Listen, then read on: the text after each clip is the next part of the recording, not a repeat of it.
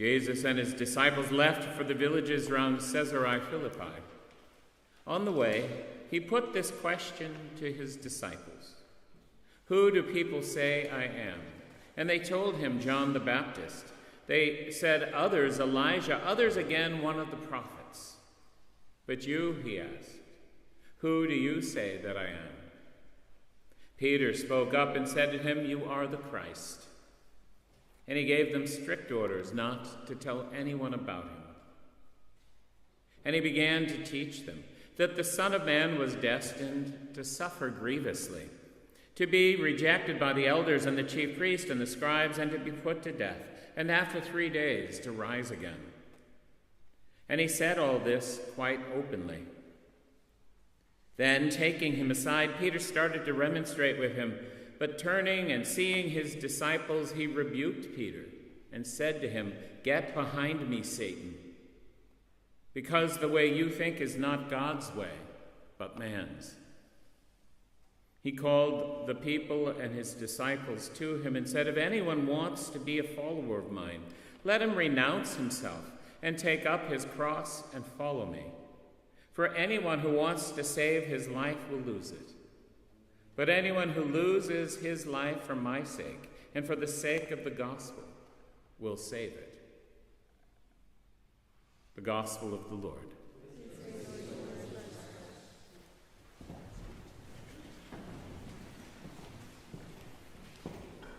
If you say that you have faith,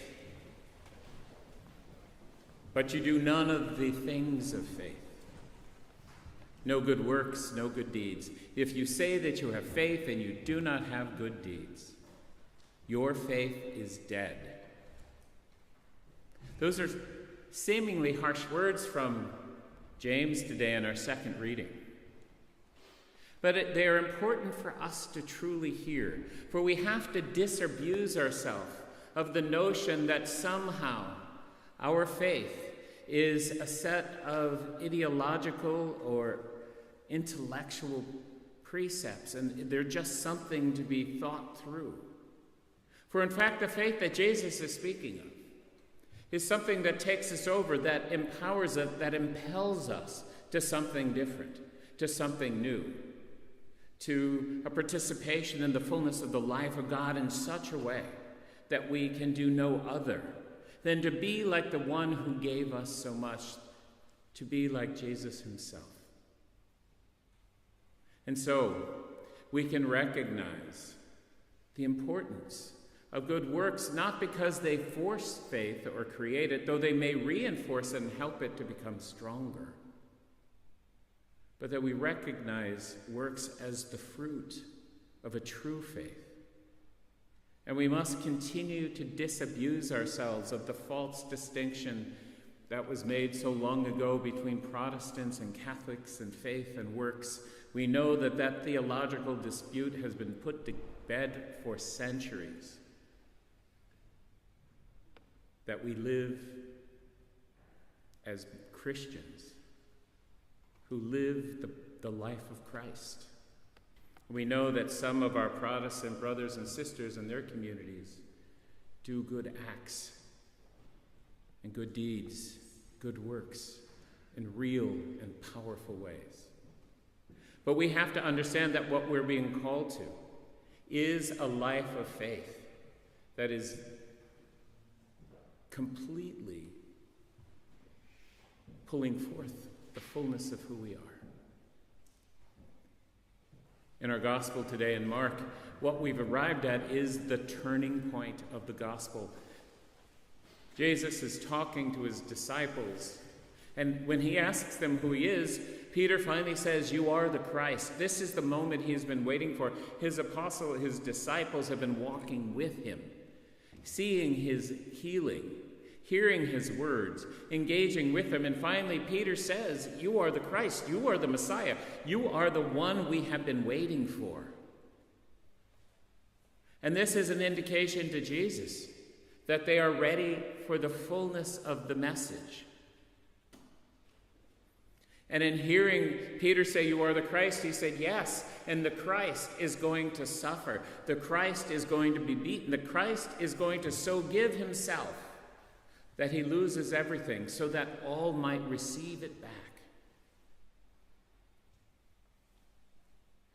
This picks up the imagery we hear from the prophet Isaiah in our first reading today. One part of one of the servant songs, one of the 4 cycles in Isaiah that speaks to the one who is to come, the one who will suffer.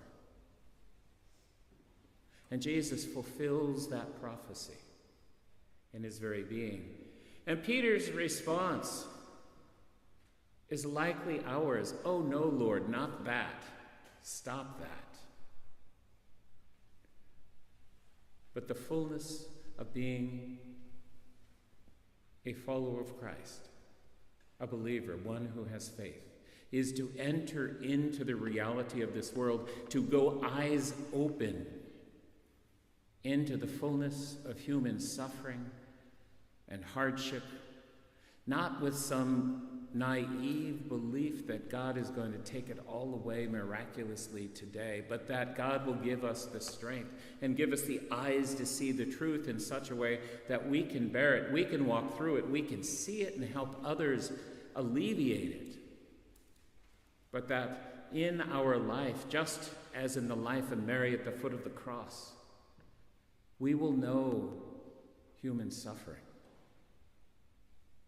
And as Christians, as those with good deeds in our heart, we will try to address it. We'll address it in ways great and small. We'll address it in our own family. We'll address it with friends. We'll address it at work. We, as members of this Irish community, will address it in this beautiful country of ours. And as actors on the world stage, however small our activity, we will do what we can to address it in peoples around the world who are suffering.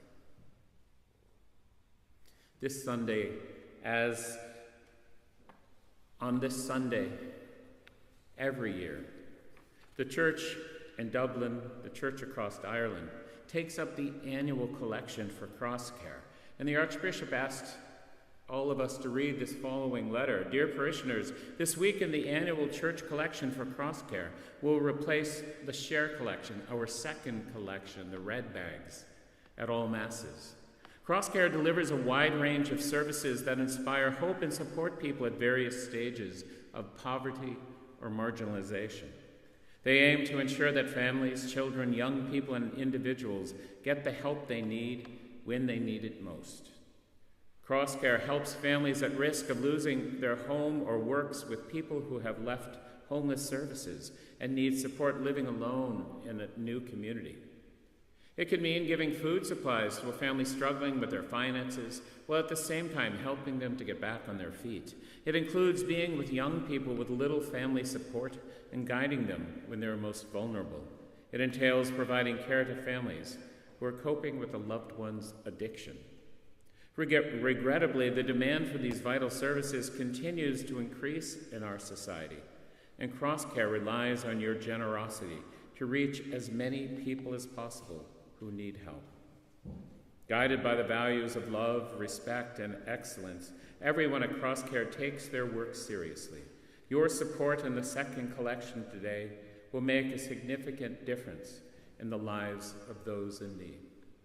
We know that as Christians and as Catholics, we are called to works of mercy, the traditional corporal works of mercy and the spiritual works of mercy. We are called in our lives to have great acts of faith, good works, to feed the hungry, to clothe the naked, to give drink to the thirsty, to harbor those who have no place to live, to visit the sick, to instruct the ignorant, to counsel those who doubt, to bear wrongs just patiently, to comfort the afflicted, to pray for the living and the dead. All of these are our works of charity, our goodness. And each and every one of them can be done by us in our own homes. It can happen in such little ways as helping a niece or nephew learn how to tie their shoe, and early on in their life become more self-reliant and independent, all the way through challenging carefully a friend in an addictive cycle, or reaching out to someone we know who is in some personal crisis or in depression. But it also means helping the church, us, to reach out in a more systemic way. And Cross Care is our outreach. It is the way the Archdiocese and the Church in Ireland helps the most vulnerable and the poorest.